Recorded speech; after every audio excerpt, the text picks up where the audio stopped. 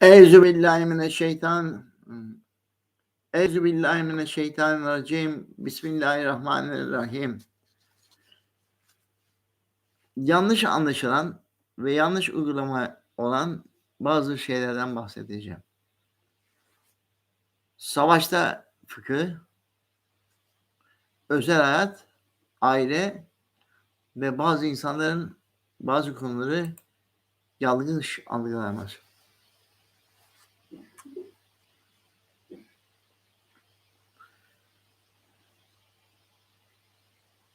Fıkıh uygulayanların kişilik yapıları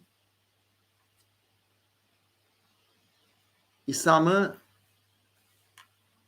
uygulaması da farklı olur. Örnek olarak Bedevi anlayışı olan insanlar İslamiyet'i katı, kaba ve harici zihniyetinde uygularlar. Peygamberimiz zamanında zina eden insanların zina etti mi, etmedi mi diye özel hallerine araştırılmıyordu. Peygamberimizin evinin içine bakan bir insana eğer bu değnek sana yaklaşsaydı vururdum der. Çünkü o ev özeldir. Özel hayata kimse karışmaz. Ama bu bazı ülkede bazı ülke uygulamalarında özel yaşantı bile araştırıyormuş. Araştırılıyorsa yanlış. Araştırmıyor. İslamiyet'i kötülemek için yapılıyorsa o daha da büyük yanlış. Demek ki insanlar Bedevi anlayışında olan kimselerle yönetiliyorsa katı, harici zihniyetli olma ihtimali vardır. Halbuki bizim dinimiz el kesen, baş koparan bir din değildir. Örnek olarak savaş esnasında küfür ahkamıyla yöneten ülkelerde ceza verilir. Ama bizim sistemimize savaş esnasında hiçbir ceza verilmez. Zaten savaşta morali bozuk olan insanların moralini tekrar bozmaya hiç kimsenin hakkı var mı? Allah cezayı vermeyin diyor. Biz ise yok daha iyi biliyoruz gibilerde düşünme hakkımız var mı? Aile yapısına da fıtratlarındaki yapıya uygun dini anlatır Allah. Ama ondan sonra bu kişinin özel hayatı neymiş diye araştırması, yok bu özel hayatında şu cezayı çarptıracak fiiliyatı var mı ya da yok mu diye araştırması doğru değildir. Örnek olarak daha önceki şeriatı açıklarken zinayı nasıl anlatmıştım? Bir kadınla bir erkeğin birleşim halinde 4 erkek ve 8 kadın tarafından görülmesi hadisesinden sonra ceza verilir. Ayrıca herhangi birisi zina etti mi, etmedi mi, nerede çalışıyor araştırması büyük yanlıştır, İslamiyet'e uygun değildir. O halde İslamiyet daha önce söylediğim gibi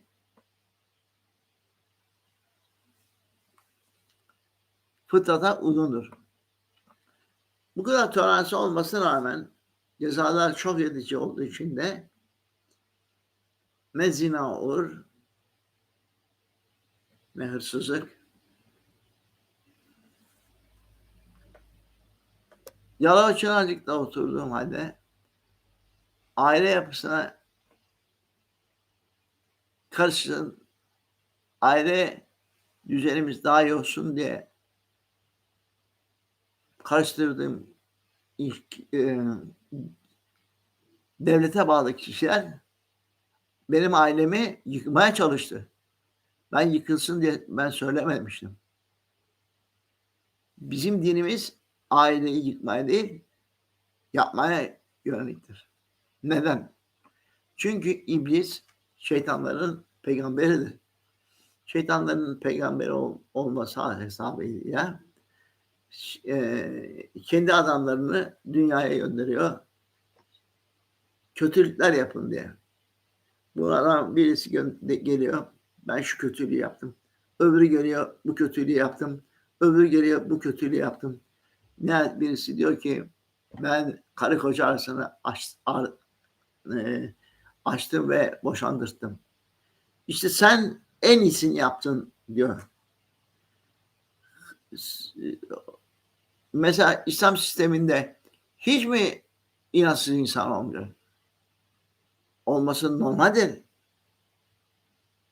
Peygamberimiz zamanında bir adam diyor ki bana bol koyun ver.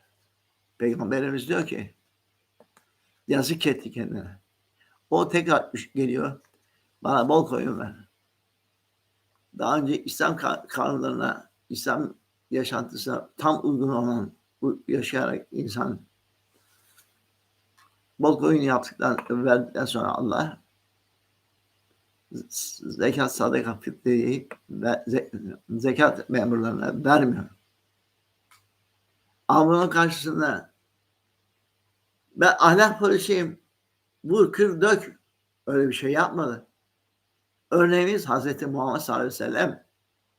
Eğer biz bunun tersine başka şeyler uydurursak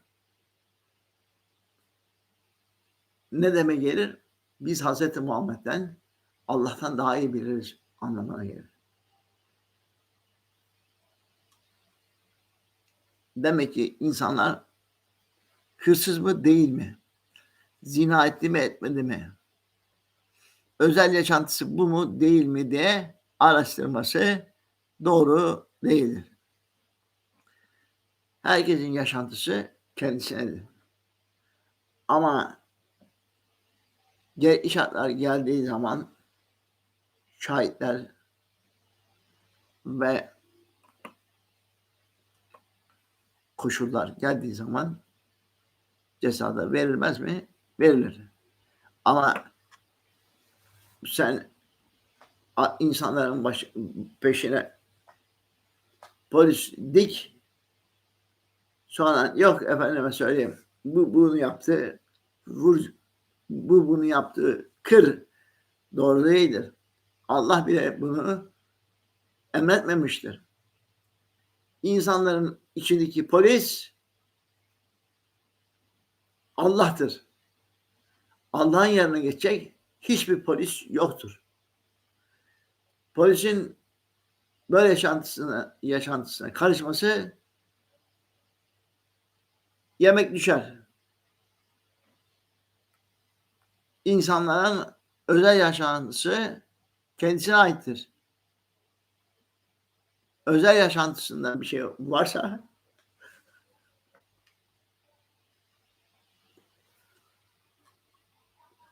belli şartlarda belli şekillerde olduğu zaman uygulanır.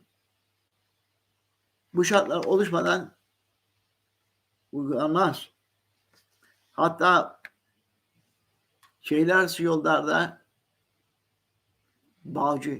bayi ya da soygunculuk yapanlar bile yakalanmadan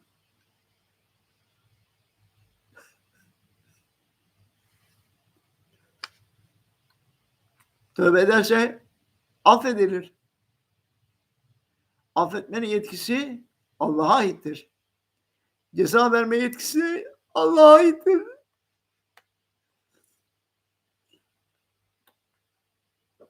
Nasıl olur da Allah'ın yerine insanlar yok zina etti, vur. Yok özel yaşantısında bunu yaptı, kır. Olmaz. Özel yaşantısı özele aittir. Araştırma yapılamaz. İslamiyet'te özel yaşantının sırrı vardır. Peygamberimiz zamanında tekrar ediyorum.